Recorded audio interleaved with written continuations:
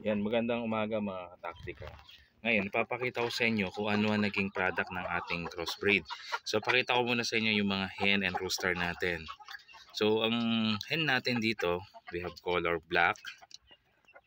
And this one, gray or tinatawag na talisayin. And yun yung rooster. Yan. Yan yung rooster. Silky yung mga rooster natin. Yan. Then, dito naman, narito yung rooster natin. Ito yung hen na Rhode Island and Jersey Giant Gray.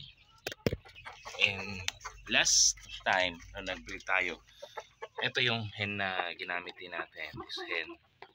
Ayan.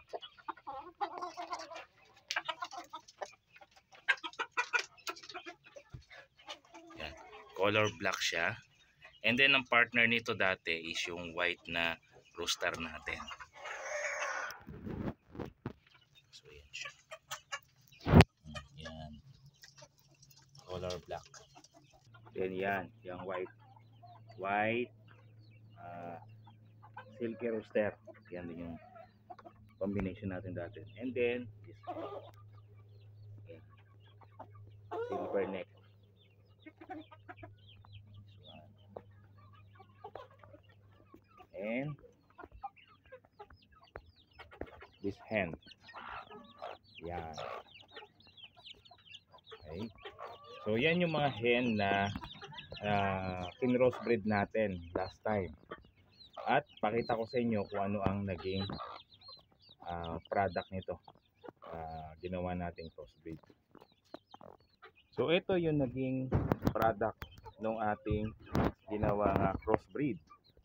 So may lumabas na ito, white. Yan, with black. At tingnan niyo yung paa. Yan. 5 ang daliri nito sa paa. Pero hindi siya black meat. And tingnan niyo rin yung head niyan. May buho. Meron ding balahibo sa ulo. And this one, siya. So naging kulay niyan katulad sa parents niya na color. And then ang na-adapt naman niya sa silky rooster is yung head. Yung head and palong niyan katulad nung sa rooster na silky. Pero malaki siya mga kataktika. So ang kagandahan dito, maamo to, mabait ito. Kaya lang 4 lang daliri niya sa paa, pero nakuha niya yung head ng rooster at saka yung palong ng rooster. And this one naman yung black. This one, yung color niya galing dun sa hen. Pero tingnan niyo yung ulo niyan. Diba? May balahibo siya. And tingnan niyo yung paa.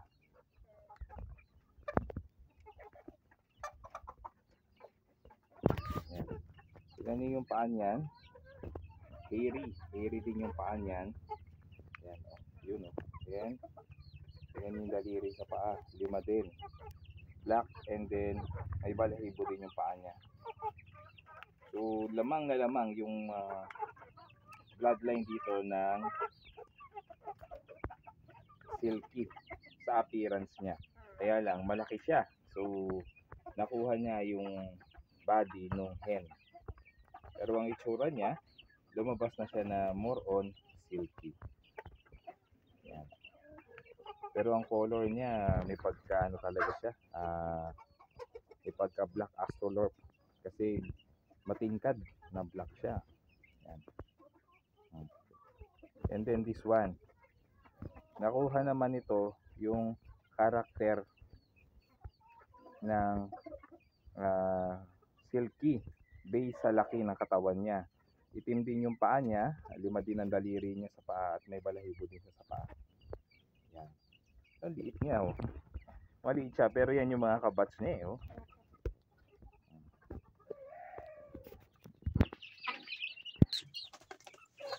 Yan.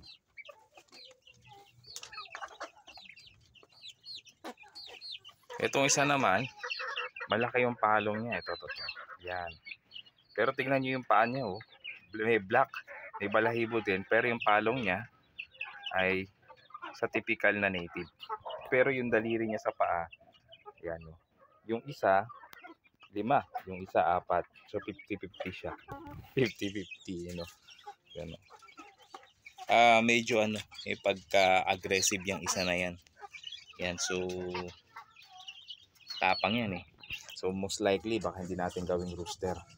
Ito yung bet ko na gawing rooster. Ito. Yan. Ito isa na to. Ito yung bet natin na gawing rooster. Yan. Dahil maamo siya, hindi siya matapang. Pero ang ganda rin ang itsura niya, oh. Yung palong niya, katulad nung palong ng silky. Although ang daliri niya sa paa ay katulad nung native, pati yung balahibo niya. Pero malaki siya. Nakuha niya yung height ng kanyang hen, ng mother niya, at yung palong niya, oh. Ang kagandahan dito, hindi siya aggressive. Maamo ito. So maganda tong maging rooster. Ayaw naman natin ng rooster na matatapang. Hindi naman pang laban. Ito. This one, bet ko rin itong gawing rooster. Yan. This one. Ito naman, nakuha niya yung palong ng silky. Yung color niya nag-mix. Nakuha niya mostly yung color niya sa rooster natin na white. Pero yan, tingnan nyo. Ang daliri niya sa paa, 5 din. Ganon din sa kabila. Yan, 5 yung daliri niya sa paa. Maamo to. Hindi siya wild. Hindi siya aggressive. Yan. Although ang balahibo niya, nakuha mo ron hen. Pero yan. Yung head niya, parang na rin, oh, yung pagka silky. At saka yung palong nakuha niya sa silky. Yan.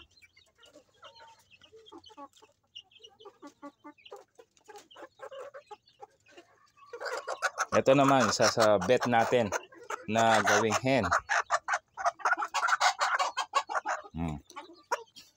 Bet natin itong gawing hen. Tingnan nyo yung kanyang appearance. Yung palong niya, o yan. Katulad sa mga palong ng silky, yung head niya ganun din. At tingnan nyo yung paa niya. Yan, oh.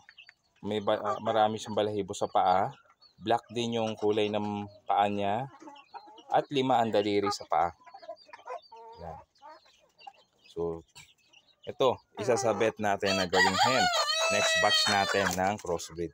Yun, oh. Lumalaga na itong mga ito. At may mga tumitilaok-tilaok na dyan. Ito rin yung isang pa natin. Yan.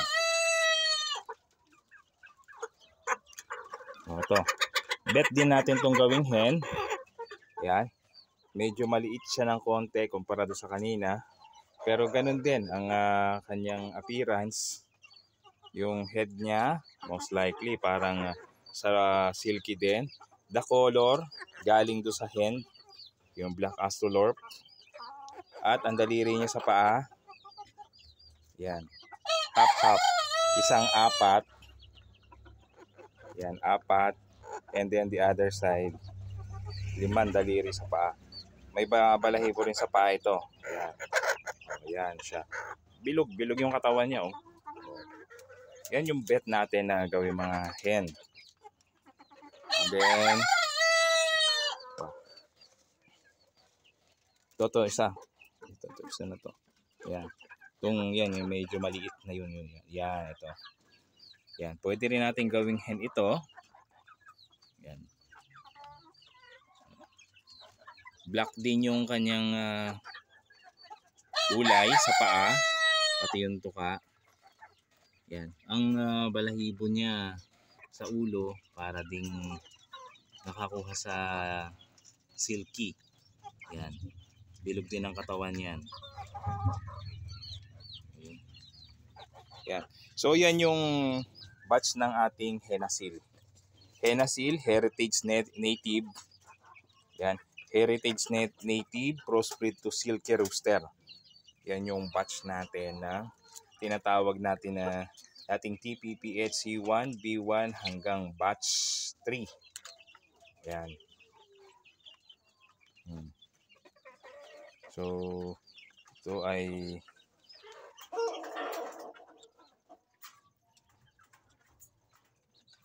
walo itong malalaki natin, 4 na hen, and then 4 na stag. Yan. Pero ano lang, ang iwan siguro natin, yun yung rooster na yun, yun ang candidate rooster natin, saka itong puti. Itong mga malalaki palong, saka yun. Although maganda yung isa na yun. Pero tignan natin. Ito lang yung bet natin, itong puti at saka yung isang yellow na malaki. Yun. Ang gawin nating rooster. Okay. Pakita ko naman sa inyo yung kabila.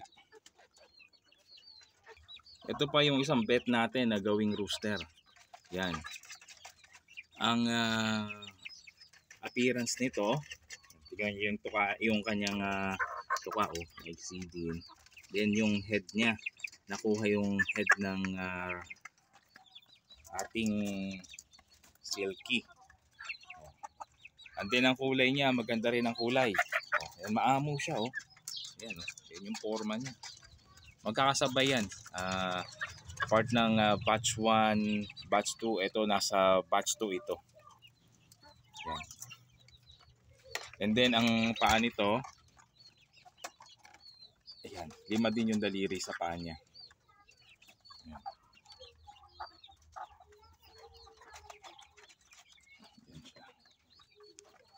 Yan. At maamo ito. Ayan, diba? Maamo siya. And then ito naman, bet din natin itong gawing hen. Itong isa na to. Ito naman ay yung head niya, yan nakuha sa silky. Ang paa niya silky din. Ayan 5 daliri. Yan, may balahibo din siya sa paa. At bilugan din ang katawan nito. So okay ito. Ayan, mga kataktika. So titingnan natin ang kanilang hatching ability and capability. So ito. Ayan.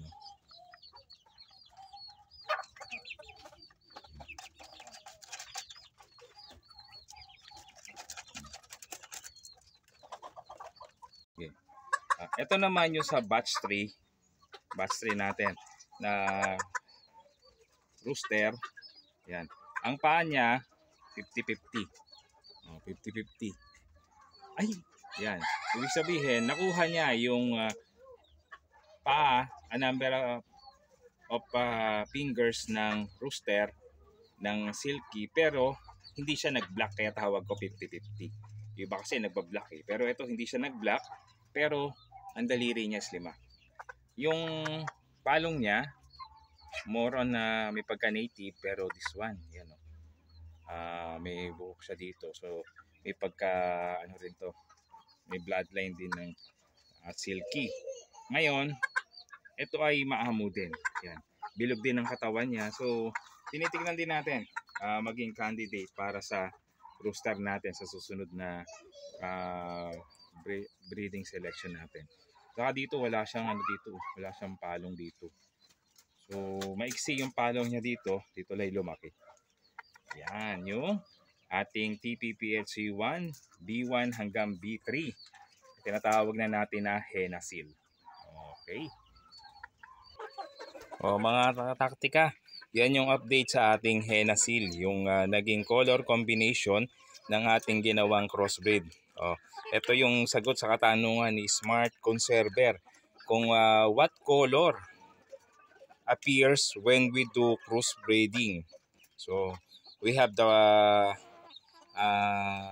product of the adaptation from the mother hen colors, but the appearance is like a silky.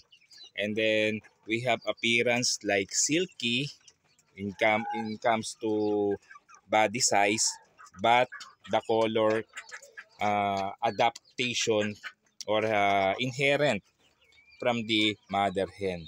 So it's a mix of color outcome, and we do keep breeding, crossbreeding.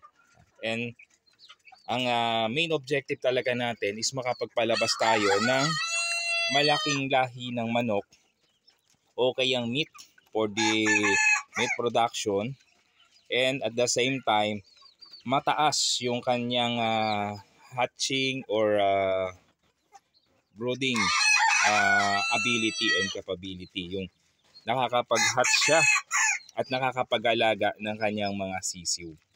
So okay, that's all. Don't forget to like, share, and subscribe.